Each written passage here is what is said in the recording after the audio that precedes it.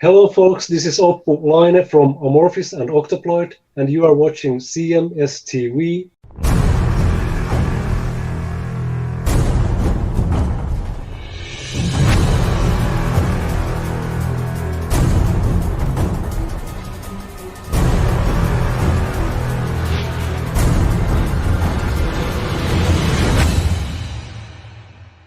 It is your Classic Metal Show right here on the ClassicMetalShow.com on the very first day of June of 2024. Kicking off the show tonight, we heard Grease with Ride You Through the Night, and we just heard the Ronnie Monroe fronted Metal Church with The Mirror of Lies. And looking in the mirror and looking on your screen, it's no lie. It's both Chris and Neeley here with you. What's going on there, Chris? What is up, man? How we doing?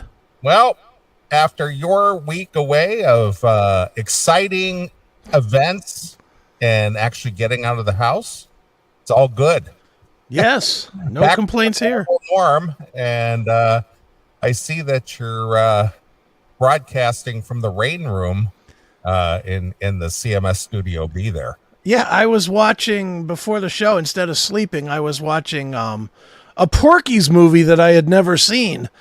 So I just put the shower scene behind me. But yeah, I was watching Porky's Pimpin' Pee-wee.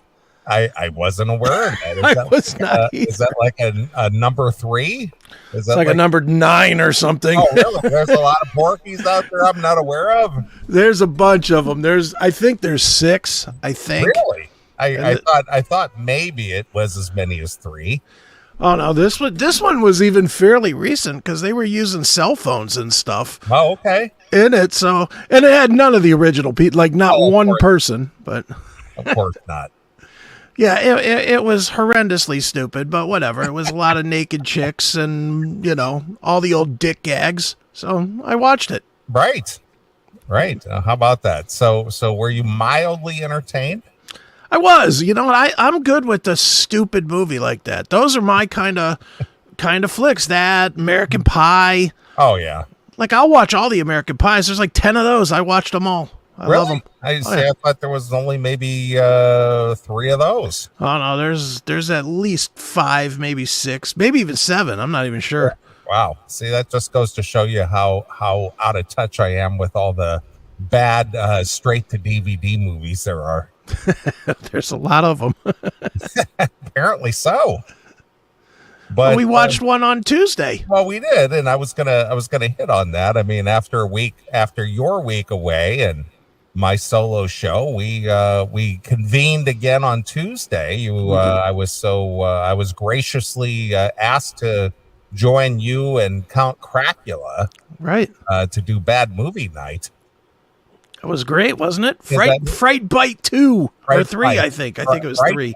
Yeah, Count Cracula is sort of the Elvira of our group. That's right. To host the show, and we had a nice little audience for that on Tuesday, which was a lot of fun. It was fun, and I think people enjoyed that show.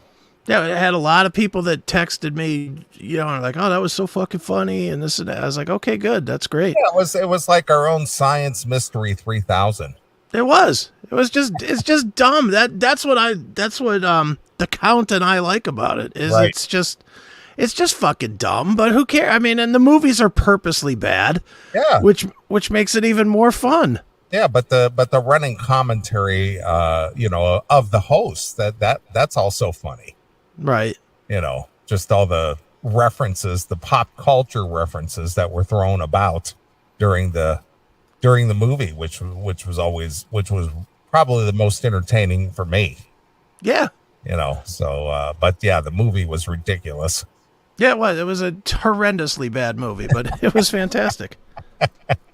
It's amazing to me that there's even a budget for making movies like that, because they're just terrible movies. You know that the premise of the movie is terrible right from the jump. Right. But somehow there's a budget for it. There's a budget to pay actors and actresses, and obviously cameras and shooting the set to shoot, even though they were basically in one area. Mm-hmm. And just that, but it's just amazing to me that there's that there's money to be made in something like that. Yeah, I don't know who's paying for it. I can't believe that even the streaming money that you would make from like I don't know, Tubi or Plex or whatever would make any money. But dude, there is such an abundance of those movies out there. There's just I guess because there's so many outlets now that there's room for everything anymore. I guess so, but you know, we talked for literally decades now about since the advent of the internet and how easy it is to stream these days, and you know, now obviously everything has moved to video stream. But in the early days of the interwebs, when we were doing our show, having a quote unquote a radio station on the internet was anybody and their brother could do it, but the cost was very minimal. But you know, when you think about making a movie, the costs are a little more significant. Oh yeah, you have actual actors involved, you have production people involved, and you have cameras involved, and locations involved, and I mean, there's money involved. There is. So where is the recoup of that money? Yeah, I mean, and just think, how much did they have to pay that graphics guy to do that shark? I mean, that thing was pretty realistic looking. Well, if you don't know what we're talking about, if you are not a member of our locals page, of our locals group, did not get to see this. This was not for for general consumption. This was for members only. That's right. And we did this special screening on Tuesday. And we did. We spent a good hour and a half, almost 2 hours of just sitting and making jokes and barbs and carrying on, with a silly movie running. And if you like that kind of stuff, you could join us in the chat room, in the locals chat. That's right. And be a part of the group. And it's just a mere $5 a month to be included in one of these special events. That's right. So it was fun for me. I enjoyed it. I enjoyed it too. So thanks for the invite. Yeah, it was a lot of fun. Definitely. So yeah, so it was definitely a busy week though. Jesus. Yes, it was. So you had one of those weeks that I often have if I'm out traveling and moving about the country and doing things, going to shows and going to events. But this week was your week. It was. You were away last weekend, and you had opportunities to do other things through the week this week. So I'm sure we're going to hear all about those things. And, obviously the big news was your event over at Pinball PA in Aliquippa, Pennsylvania, with your special musical guest, special personal appearance of, I'm going to consider him a CMS friend, Johnny Gioeli. Absolutely, yeah. And that sounded like it was a lot of fun. I know you sent me a short video of him doing some of his singing there, but I'm sure there was a whole lot more than just that going on. Oh, dude, it was a full day, full couple of days, really. It was a lot of fun. I mean, it really was a lot of fun. Man, those gaming kids are fucking nuts. Dude, they are so nutty for Johnny. It really, he literally was like the fucking Beatles stepping in. It was crazy. They all were there. There were, I showed up at Pinball PA at, I don't know, like 10:30 or something on Sunday, and they were lined up outside, like to get in. Well, let's take a step back here for a second. Okay. Kind of like, let's start from the beginning, exactly what it is we're talking about. Oh, well, yeah, we did Johnny, in addition to being the singer of Axel Rudi Pell and Hardline, he also is in a band called Crush 40, and Crush 40 does all the music for the Sonic the Hedgehog games. So, Johnny, we had asked him if he would come to Pinball PA and do like a little concert, a little event,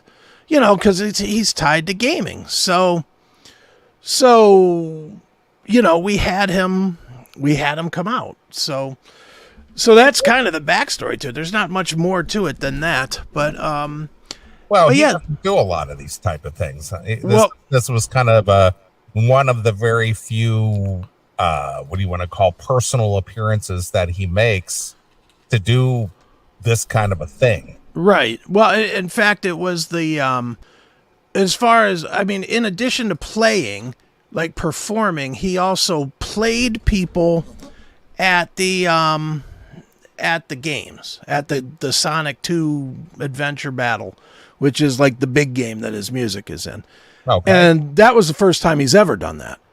And that was just a culmination of him and I throwing a comment, a comment on a phone call. And I asked him about doing it. And he was like, yeah, sure, why not? He was like, yeah, I'll do it. And then come to find out he'd never done it before. So people loved that. I will say they definitely loved that. So, but yeah, I mean, he came out, we met up with him on Saturday and we went and had dinner over at Ditka's in Pittsburgh. And that was a very good meal. Holy fuck. Now, where is this place? Where is it exactly in the Pittsburgh area? It's like probably like 10 minutes from the airport. Okay. It's over, was that Monaca or whatever? I don't even know. I was just following GPS. Okay. All right. But yeah, it was we went over to there and we had dinner and we heard all kinds of stories from Johnny. I mean, Johnny was definitely holding court, telling us a lot of stories about a lot of famous people, some Journey stories and some Sammy Hagar stories and some John Waite stories. And we heard a bunch of stuff, which was really, I love that kind of shit, man. Right. Well, a lot of people may not realize that Johnny is tied in with mostly the Journey people. Only sure. Was association with Neil Sean back in the first Hardline record, and of course he's brother-in-law with Neil. His sister was Neil's first wife. Okay, that's I believe that's what he said, but that's the connection. Okay, so former brother-in-law, I guess. All right, ex-brother-in-law. So obviously Johnny was bandmates with Neil on a Journey, and then was related through marriage at one point. Mm-hmm. Correct. Okay. So we went there. We had a really good dinner. That's for sure. It was. I told this on wherever I talked. I don't even know where I've been this week as far as being in front of a camera, but wherever I was, I talked about how everybody at the table, they all went like skimpy. Like they're ordering Johnny's guy, Ben, Dr. Ben, he ordered like salmon or something. Okay. We're at a fucking steakhouse. He ordered salmon. Then they take it over to Johnny. Johnny orders a salad. And I'm like, what are you fucking guys doing? And I looked at the menu. I said, give me that right there. The biggest fucking steak on the menu. And I absolutely did. It was $79 for a paddle steak. Okay. Not a paddle ham, a paddle steak. And would that be considered like a tomahawk steak? Did it have like a handle? It did. It absolutely did. Like a tomahawk steak is what they call that sometimes. Yep. And it was a big motherfucking steak. I will say that. Sure. It was, as it should be for $80. But yeah, we ordered our dinner, and the dinner was fucking fantastic. And it was just a good night of hanging there. So. But then, it got to be the bewitching hour for Johnny of like 9:00. So who all was in attendance of this little gathering, this dinner? It was me, Johnny's guy, Dr. Ben, my friend Ed that helps me with Pinball PA, and our guy Matt that is one of our guys at Pinball PA. All right. So we were there, and then after a while, Johnny left, and we went over to the hotel that we were staying at, because I guess Ed hangs out in the bar at this. Right. Like they all knew him at the bar. Sure. Everybody there knew him. Like it's his stop. And so we go over there. Dude, Ed has this dog. Don't ask me what it is. It's a big old dog. Big 100-pound white dog, curly hair, whatever that is. Named Doodle. And Okay, like, it's probably a Labradoodle. fair enough. I don't know. I could care less. It should be hit by a car, a doodle. Yeah, But it's like a big poodle, right? you know what it is? The biggest pussy magnet I've ever seen in my life. Yeah. Don actually had a dog like that at one point. Cody. Dude, every woman in this bar came up to pet the dog. Right. Every fucking woman in the bar. It was crazy.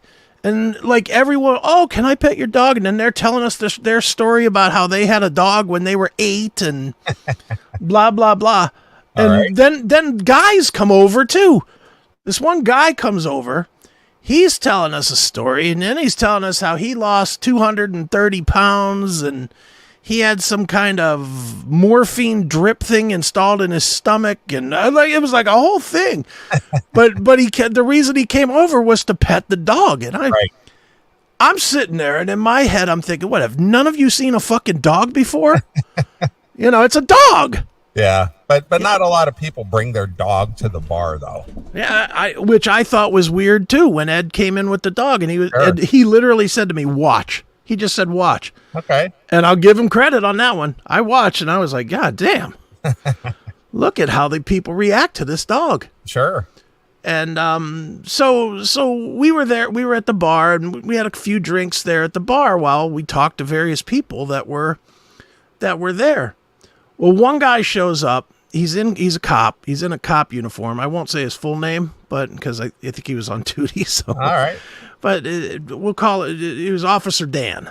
Okay, Officer Dan. Officer Dan comes over, Okay. and this guy might be the biggest CMS fan I've ever met in my life. Is that a fact? He knew damn near everything, and the things he didn't know were like really old stuff. Right. And he had all his questions ready to go. Like he knew he was meeting me, apparently. How did he know that? I guess he's friends with Ed. Oh, okay. And I don't know if Ed texted him to come over, and because Ed had asked me if I minded meeting somebody that was a fan. All right. And I was like, sure, I don't give a shit, whatever. Sounds like a free drink to me, Right. But yeah, this guy come over, and nice guy, but man, does he love the fucking CMS. Holy shit. He was just on and on about, well, then you guys did this, and then you did. I was like, so how old of a guy is he? probably about 40. If I had to guess, he was All right. 30, late 30s, mid 40s, somewhere in there. Okay. Super in shape. I was surprised he was one of our fans because he was like in really good shape. But yeah, but he was really nice, and he was thrilled to meet me and to hear stories about me and you. Right. He just was thrilled, taking pictures and stuff. And I was like, okay, cool. This is fun. Sure. So that was Saturday night, and then obviously I called in to the show a little later, like when I got back to the room, which was probably midnight or so, 1:00 in the morning. I don't know. So now you know what it's like to meet the fans out, in the open, because when I've told you stories. Yeah. I'm out, on the road with Dawkins or something. Mm-hmm. How many CMS fans I run into and Sure. say hello and maybe shake a hand or take a picture or something, know. So yeah, I've done it, but I don't love it. I'm not saying that. You're always just surprised by it. Yeah. And that's always my reaction too, is I'm always surprised. I'm always surprised that anybody listen and like this cop, I asked him, I said, when do you listen to the show? He said, I listen to it in the car every day when I'm working. And I was like, Jesus Christ, dude, go arrest somebody. For fuck's sake, stop listening to us. But, right. But no, he was really, really cool. And so if you're listening, which I'm sure you are at some point, Dan, hello, Officer Dan. Officer Dan. Glad to have you aboard. Welcome aboard, Officer Dan. That's right. So Dan after Dan left, we had a couple more drinks and then we finished up. So and it's important that I say this part because it rings true in a minute. So I had over 5 hours. I had 6 beers. That's all I was drinking. Okay. And with a dinner, right? 6 beers. I woke up Sunday morning like I had drank 4 bottles of Jägermeister. A headache, huh? A little hangover. Oh my God, dude. I was like, what happened to me? I used to be able to drink like no one's business. Now 6 beers and I am an absolute washed out pussy. Yeah. And, and it took me the bulk of Sunday to shake it off. Right. I mean, I really felt awful on Sunday morning. But I go out to Pinball PA on Sunday, and we have a friend named Mike that was our he does sound in Pittsburgh for bands. Okay. So we hired him to do our sound for this thing, and so he was out early to get everything set up. We had to get the screen set up and synced, and get the laptops so that the sound was synced from the laptops to the screen. So that Johnny could sing over them, and there was cues and all this other shit. I mean, there's a lot of setup to go. Yeah, because Johnny came solo, and he sort of was using kind of a multimedia thing as his band, right? Right. Mm-hmm. Okay. Yeah, and it did take some work to get it synced up. It wasn't as easy as, okay, plug, play. It was definitely, we had a whole lot of, all right, turn this up, turn this down, give more to this monitor, give less to this monitor, lots of... It probably took about 2 hours to get everything sorted together. That's reasonable. Yeah, it wasn't unreasonable, but it was long, and I had a headache, and everything's like, 1, 2, 1, and then it was just all the noise of the... we're playing the audio and it's coming in all screechy and shit. And I'm just like, oh, just fucking kill me. Just fucking kill me. It wasn't, I was not feeling that good. So we opened the doors, right? 11 o'clock, doors open up. We're still sound checking. These fucking kids come rushing to the back. They don't come to play any kind of games. They just want to see Johnny. Johnny's not even in the building. Johnny didn't show up till about 12 o'clock or so. All right. How many people would you say, attended? Over the course of the day, 100, 150. Okay. It wasn't huge. It wasn't 900 people or anything like that, but it was a pretty good crowd. I mean, you've been to Pinball PA, but we have a room in the back, or a space. I guess it's not really a room. An area in the back. And I mean, with a stage in it, it was packed. It was absolutely, like when we had Ron Keel there, it was not packed. Right. This was definitely packed 5-6 rows deep of people before where I was sitting with the laptops and the sound guy was set up for the mixing and stuff. So. And what would you say the average age of the attendee was? 25 to 30. Really? That old, huh? Yeah. Oh, yeah. Me and Johnny kept joking. Like, he kept calling them kids. And I was like, dude, there ain't a fucking kid in here. So a lot of these kids have children and have mortgages. Mm-hmm, pretty much. Yeah, I mean, and they came from all over the place for this thing. There was a girl there from fucking Chile. Yeah, that's what you said. Somebody was making the trek from Chile to be there in person. She flew in from Chile to see and meet Johnny. Okay. And so around noon, we started the gaming thing. And I got to give it to Johnny. Man, that motherfucker knows how to work a crowd.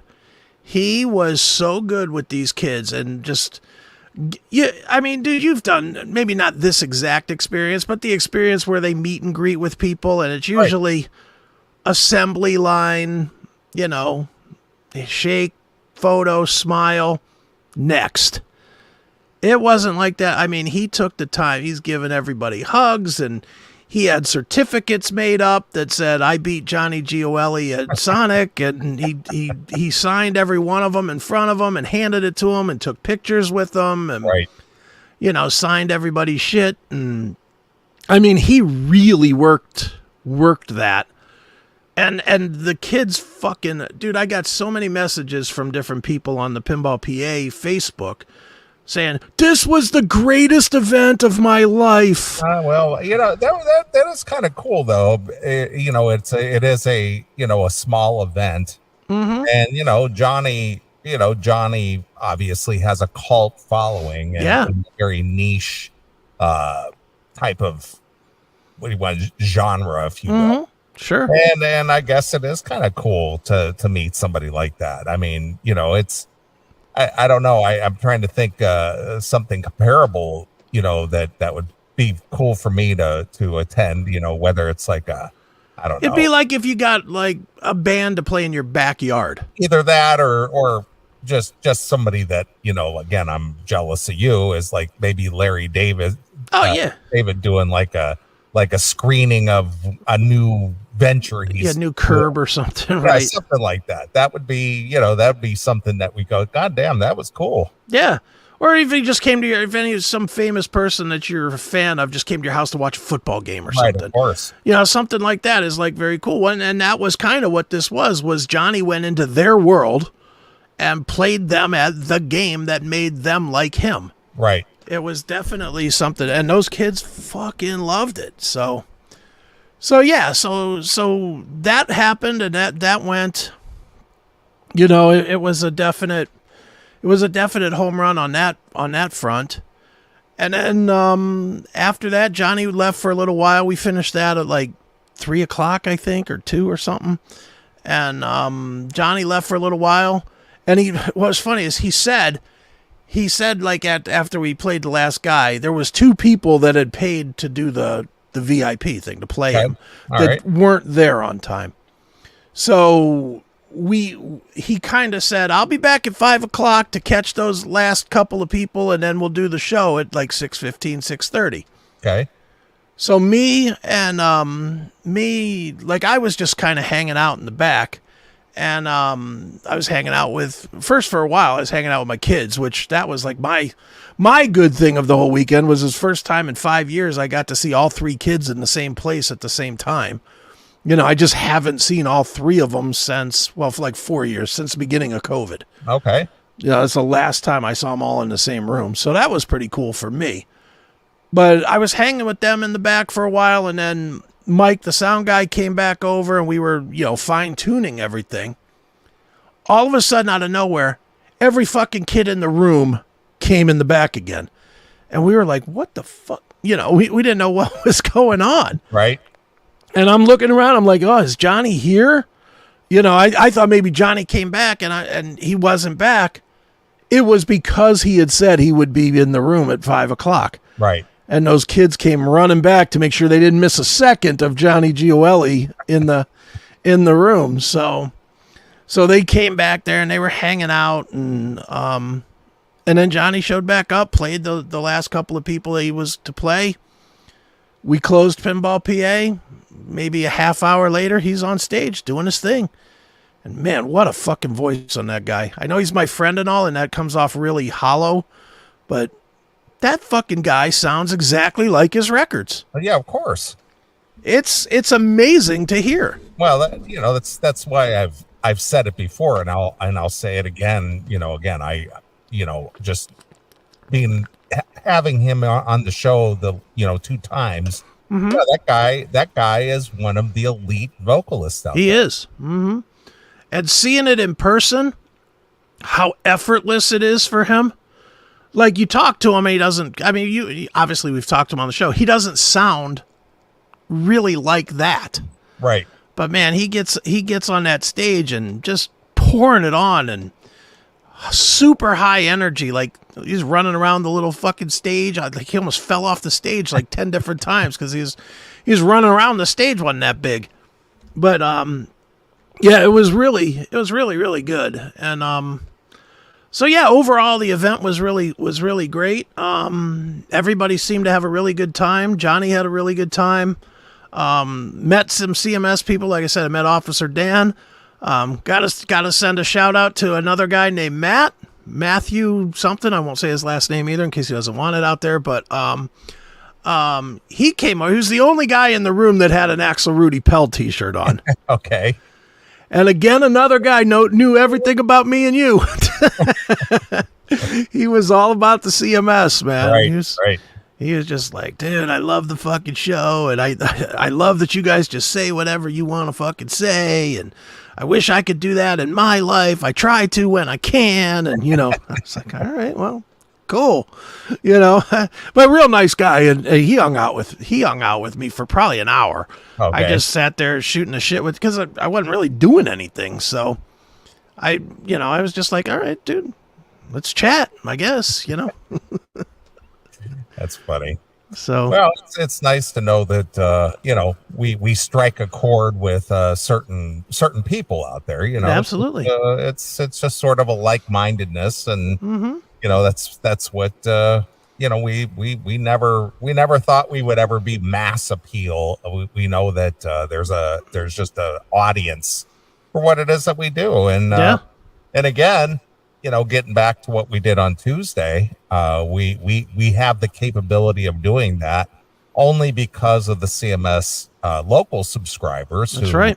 Put us over 100 subscribers, which gives us the bandwidth through the locals that allows us to do those kind of things. Yeah, so we can do the live streams now, and it's those are fun. I love. Are you going to be in again for Birdemic? Hey, if I'm invited, Of course. I'll be there. Dude, it's funny. Eric texted me and was like, "I know Neeley said he would do it, but do you think Neeley would be really into it?" I was like, dude, if he said he'll do it, he'll do it. I said to him, I thought you had a good time. I thought it was fun. Did. I thought it was. I love doing it because we don't have to really entertain. Like me and you, or me and Eric, or I'm sorry, Count Cracula, who, I'm sorry, don't mean to pull back the curtain too far, but not Vicky Peterson, but Elvira. I mean, that's Eric right, and Count Cracula. That's right. But I just like that because we could just kind of be ourselves and just fuck around, and it's fun. And like I said, it's like our own version of Science Mystery Theater 3000. Yeah, same thing. Mm-hmm. It's totally fun. And you just sit there making observational humor is basically what it boils down to. Yeah. And I mean, and we're making observational humor on something that is so absurd that it makes it even more funny. The jokes just line up to be told. Yeah, and if you're not hip with pop culture, you probably wouldn't get most of the references. Well, Jesus, you threw some reference out from like the fucking 60s or something.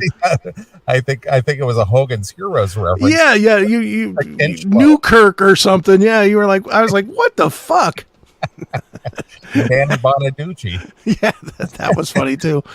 The argument of is it Danny Bonaducci or Robert Plant was fucking funny as fuck. That was funny. So yeah. So if you are a fan or a member of the CMS locals, you can participate.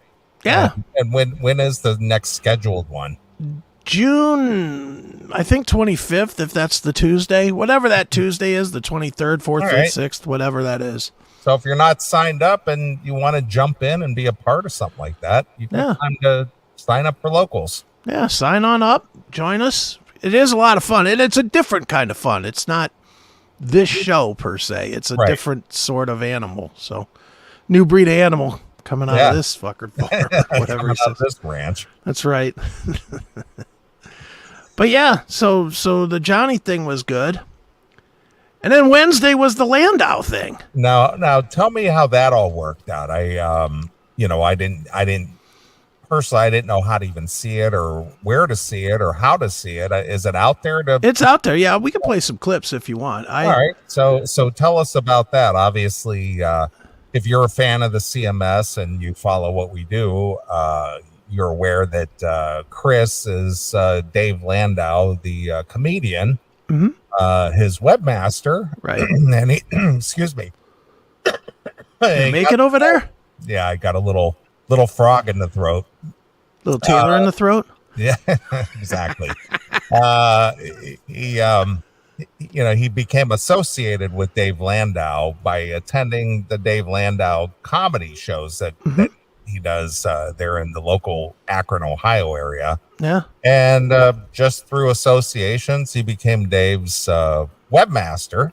Yeah. And of course, if you follow Dave Landau, he was the co-host on Compound Media with Anthony Cumia, and he was also on Louder with Crowder at one point. Yep. And now he's got his own gig over at Blaze TV. He does. Yeah. And so Dave, it's funny. Dave had thrown out to me. This was all the way back last time I saw Dave. So last winter, I guess, he had thrown out to me about, I got to have you on Normal World sometime. And I was like, okay, cool. That would be great. And I would love to do it. And obviously for me, for the show, for the network, for my businesses, for everything, that's a huge deal, to get on a national platform and be able to talk, and it didn't happen right away. Like I think I came on the air the very same week. I was like, Landau said I'm going to come on Normal World. And then it started to not happen. I was like, oh man, maybe it's not going to happen. Maybe he was just doing the courtesy. Sure. The courtesy handshake. Yeah, I'll have you on sometime. Sure. Well, out of the blue, a week or two ago, I got an email from his booker. They have a booker for Normal World. Okay. And she hit me up and said, hey, would you be available to do Normal World? Dave would like to have you on here's a list of dates. And it was, and it was like 5 different dates. And I was like, yeah. And, I instantly grabbed the very first date. I was like, I'm not going to give it any chance for anything to fuck up. I want to get it on. I want to get done. I don't want to get it. Well, it gets forgotten, or I say something shitty that fucking makes it that I can't be on his show anymore. There's a lot of things that go through my head that'll get things canceled. So, but yeah, so it just worked out really, really well. And I got a call from hdon't producer, just to verify that I was going to do it on Wednesday, and I did. I did the taping at I don't know, like 7:00, and it aired at 10. So it was like I did the taping, and then it aired really fast. Like they just turned around and they edited a little, but not much. I was surprised. I honestly thought they were going to edit more of me, because I did get off some real zingers. Now, what was the purpose of having you on a show? Say again, I'm not familiar enough with sure what this I know he does the whole sketch comedy thing, but what else is? Well, he does like interviews and sketch comedy and kind of pop culture-y stuff.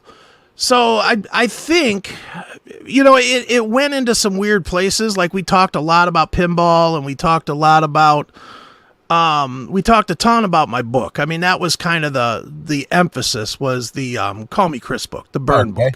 All right. And that was sort of what it was framed up for was, here's a guy that was told he wasn't going to do anything and fucking came back and beat all the odds. That story. Okay. And so that was kind of what it was about, but I was just happy, and it went extremely well. Dave texted me after that it was really, really good, and I thought it was really good. It was only supposed to be between 12 and 15 minutes, and it was 22. Oh, wow. Okay. So they obviously, they liked it. Dude, I got to show you the one clip if you haven't seen anything. I haven't seen any of it, so you got to see this. This is all brand new to me. This is my favorite clip of the show. It's only 20 seconds long. All right. But it's real early in the show. I'm telling the story about getting blown up, right? Okay. Now, Dave knows me. So Dave knows that I'm ready to fucking just joke around and be silly. But the other guys, Black Garrett and Angela, who are the other 2 main hosts, and then they have a sometimes host, Derek Richards, who's another comedian. They don't know me from Dick. And they're trying, like Dave's telling the story about how I got burned, and he's like, 69% and 52% third degree with grass, whatever. And so we get into that. And Garrett asked me a question. He's like, that's amazing to get destroyed like this and come back. And, you know, you look great. I don't know what the rest of you looks like, but what I see looks great. And I hit with a zinger, which opened the floodgates, because once I hit with this line, then they realized I wasn't some soft fucking pussy that was going to be like, respect me, respect my journey.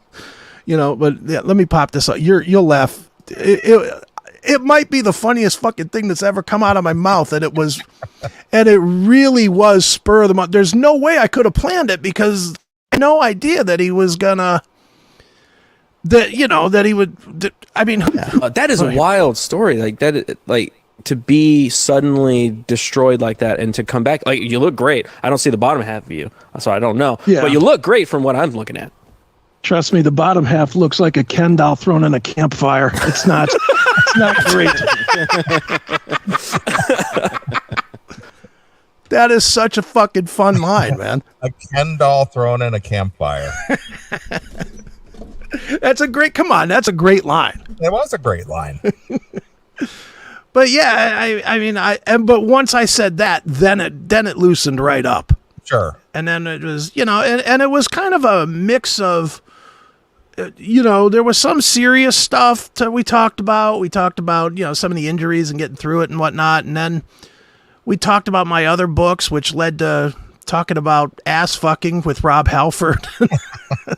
And I actually couldn't believe they left that quote in, because I actually said, like, Dave said something to the effect of, it's not, he was goofing on Halford, saying something about how Rob talked about getting sex in his book. And Dave was kind of saying, well, you're a gay guy. It's not that hard to get sex no matter what, in general. And I just went all the way over the end. I was like, yeah, I mean, what gay guy can't get ass fucked? Oh, wow. All right. I truly thought they were going to cut that, but they left it in. So, I mean, it's a fun appearance. If you want to see it, it's on, and we can play more of it if you want to. Yeah. Well, I want to see a little bit more. I mean, why don't we'll do a break, and then we'll come back with it, because like I said, it's 22 minutes, so we'll. All right, that's fine. We can kind of, we'll stretch out and do it. But that was my favorite line of the whole thing. The Ken doll in a fucking campfire. How I even texted Dave yesterday, and I was like, sometimes I don't even know where this shit comes from in my head. And I said to him, does that happen to you? He goes, every fucking day. Yeah. Every day it happens to him. So, well, but again, that's why we loved O&A, because they always had, a cavalcade of comedians in the studio. And obviously, between Jim Norton and Anthony, they were just funny guys in general. And it was just off the cuff, spontaneous, just, you just say right off the top of your head whatever it is you're thinking. It's not contrived or planned or scripted or anything. It's just free flow dialogue, and sometimes you get off some pretty silly quotes. And dude, you're gonna probably laugh at this. I know everybody I've said this to has been like, what's wrong with you for even thinking this? I was nervous as fuck. I mean, it is a big deal. It's a big deal. It's a big show. It's a show with money behind it. There's money behind the Blaze TV. Yeah, I mean, it's a show that does between the Blaze and YouTube probably 250,000 views an episode. Like, it's a big thing. And I was very nervous that I wouldn't be fast enough. I was very nervous. Dave's obviously a pro's pro. He's lightning quick but that's what he does. I know. He's a comedian. And Derek is a comedian as well. So I was like, man, these guys are going to be fucking lightning fast. I cannot be Ken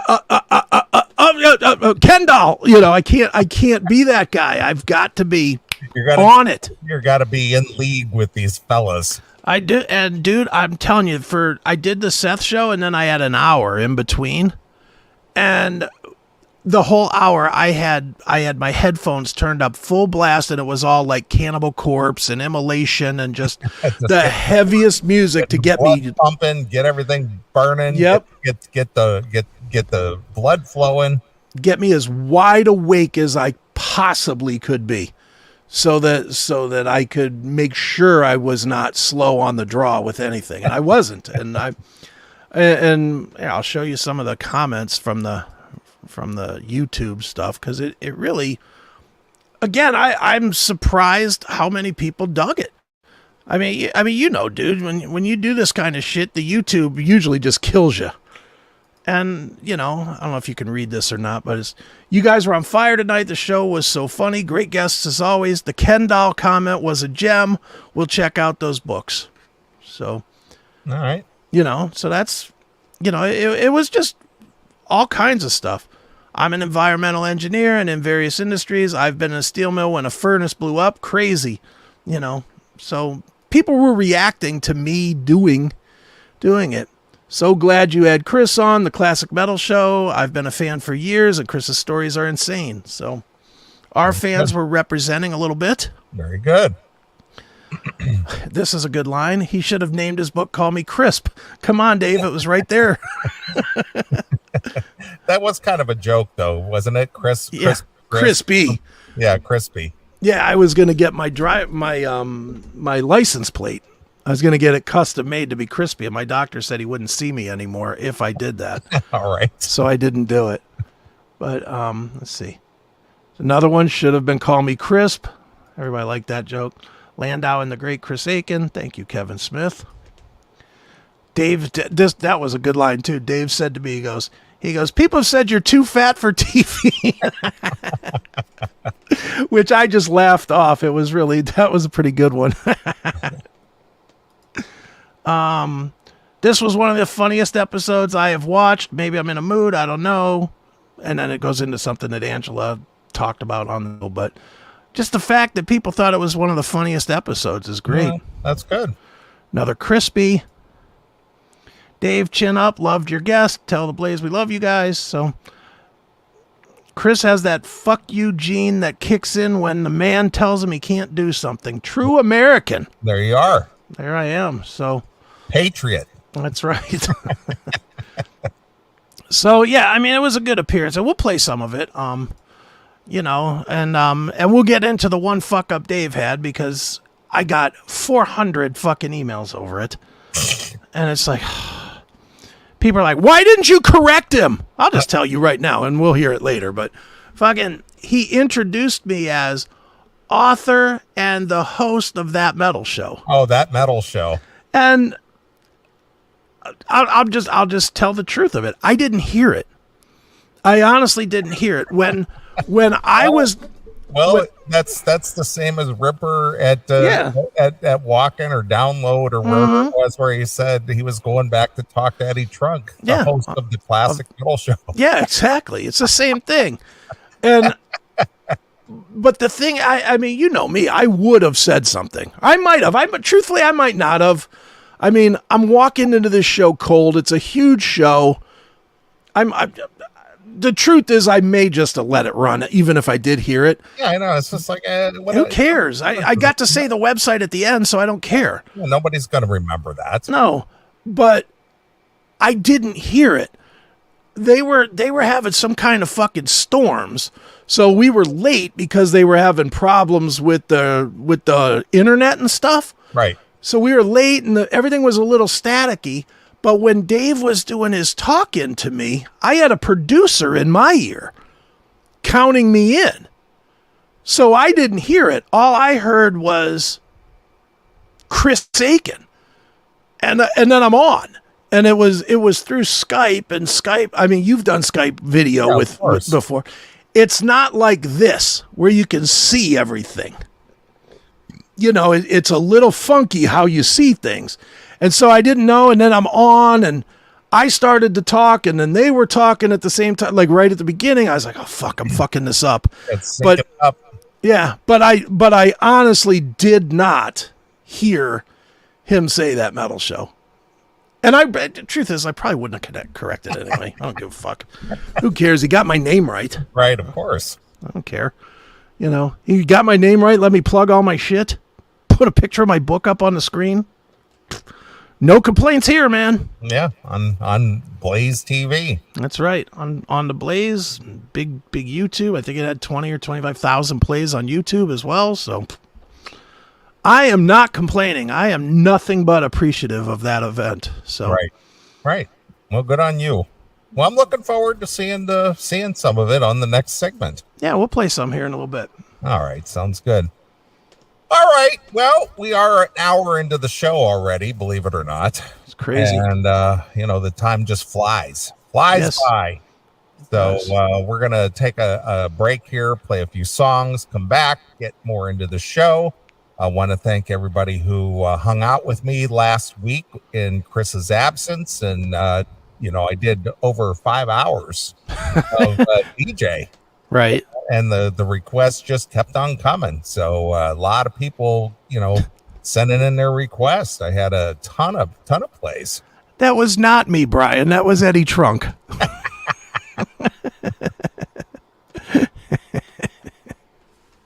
So yeah, I had a fun DJ week in your absence, and that's good. I want to thank everybody who hung out and requested tunes. That's right. It kept me going for, like I said, 5 hours. So yeah, that's a lot. Considering me and you talked, and you were like, "I'll do an hour or two." Yeah, I said I'll stay as long as the requests kept coming, and they just kept coming, and I stayed on. Sure. So thanks for the support and everybody who tuned in and participated. Very cool. It makes my job a lot easier. Well, speaking of tunes, if you want to get a request in, send me a email request at theclassicmetalshow.com. Request at theclassicmetalshow.com, and I'll be glad to play something for you. So what are you going to kick us off with here, Mr. Aiken? Judas Priest, Giants in the Sky, from the brand new one, from Invincible Shield. All right. So I'm taking it you're liking the new Priest? I like it. Yeah, it's good. I think it's a pretty strong record. Solid 8. Yeah, good enough. Yeah, good enough. So yeah, it's a good. It fits right into that Priest catalog as far as I'm concerned. Absolutely. All right, well, we're going to play a few tunes, get those requests in, request at theclassicmetalshow.com, and we'll be back in a few minutes. So here it is. It's from the brand new Priest, Invincible Shield, and this is Giants in the Sky exclusively here on your Classic Metal Show.